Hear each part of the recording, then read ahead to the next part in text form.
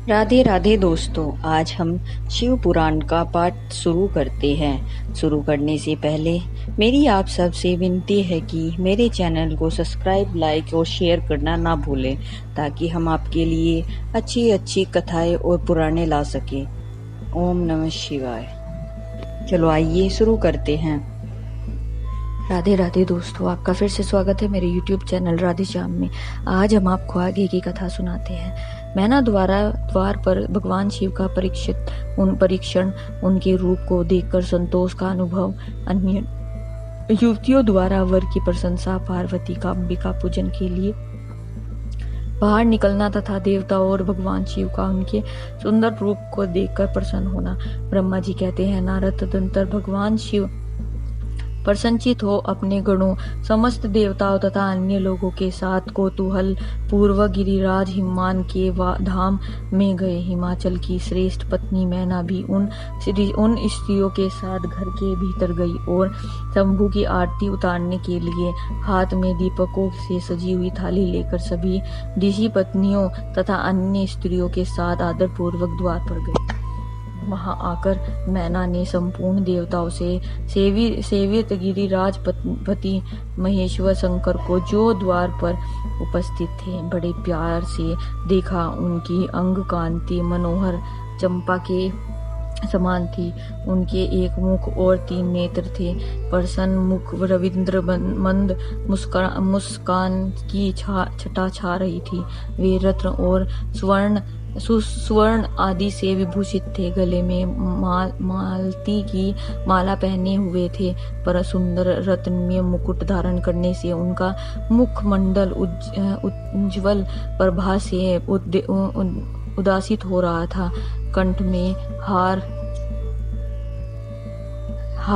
आदि सुंदर आवरण शोभा पा रहे थे। सुंदर कड़े और बाजूबंद उनकी भुजाओं को विभूषित कर रहे थे। अग्नि के समान निर्मल एवं अनुपम, अत्यंत सूक्ष्म, मनोहर, विचित्र एवं बहुमूल्य युगल वस्त्र से उनकी बड़ी शोभा हो रही थी। इन चंदन, अगर कस्तूरी तथा मनोहर कुकुम के अंगार से उनके अंग विभूषित थे। उन्होंने हाथ में रत्नमय दर्पण ले रखा था और उनके दोनों नेत्र काजल से विभूषित सुशोभित थे। उन्होंने अपनी प्रभा से सबको आच्छादित कर लिया था तथा वे अत्यंत मनोहर जान पड़ते थे। अत्यंत तरुण, परम सुंदर तथा आभरण विभूषित अंगों से भी सुशोभित थे। कामनियों को अत्यंत कमनीय प्रतीत होते थे। उनमें व्यक्त अभाव था।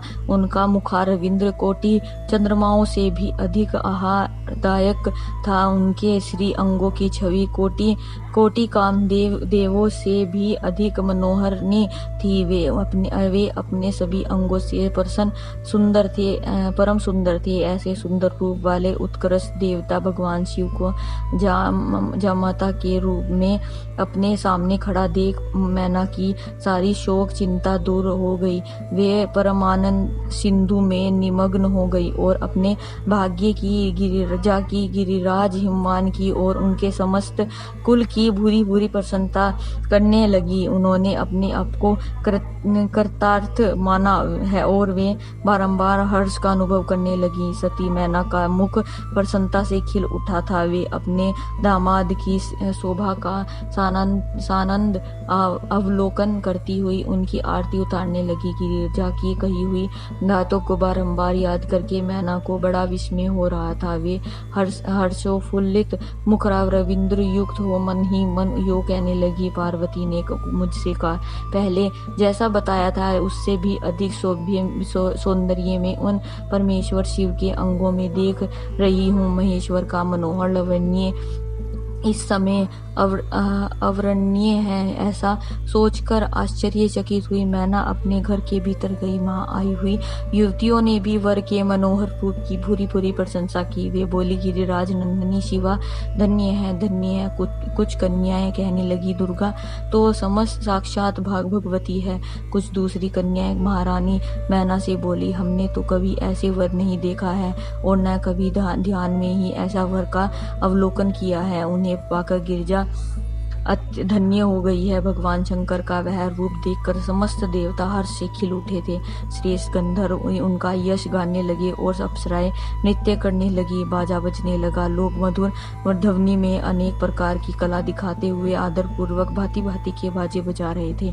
हिमाचल ने भी आनंदित होकर द्वारोचित मंगलचार किया। समस्त नारियों के साथ मैना ने भी महान उत्सव मनाते हुए वर का परीक्षण किया। फिर वे प्रसन्नता पूर्वक घर में चली गई।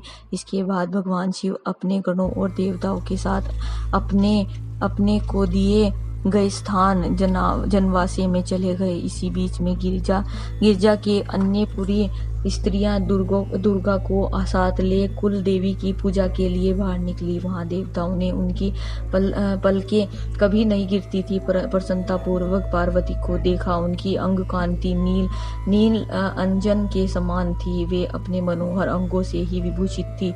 उनका कटाक्ष केवल भगवान त्रिलोकचन पर ही आदर पूर्वक पड़ता था।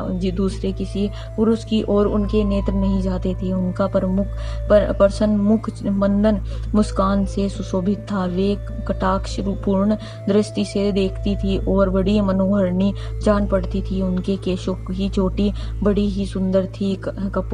कपोलों पर बनी हुई मनोहर पत्रभंगी उनकी शोभा बढ़ा रही थी। ललाट में कस्तूरी की बेंदी के साथ ही सिंदूर की बिंदी शोभा दे रही थी।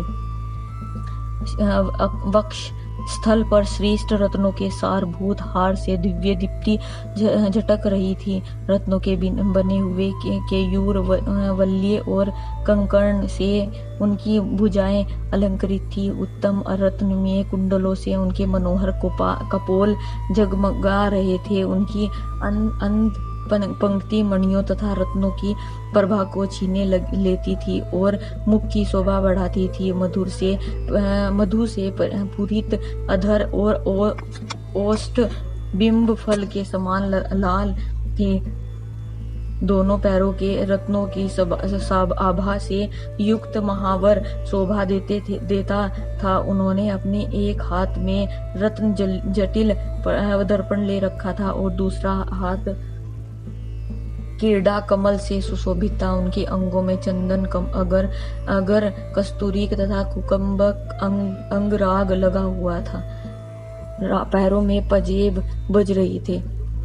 आज की कथा में समाप्त करते हैं। आगे की कथा आपको कल सुनाएंगे। ओम नमः शिवाय। अगर आपको मेरी वीडियो अच्छी लगी तो बेल आइकन दबाना ना भूलें ताकि आपको मेरे आने वाली वीडियोस का नोटिफिकेशन मिलता रहे। धन्यवाद। ओम नमः शिवाय।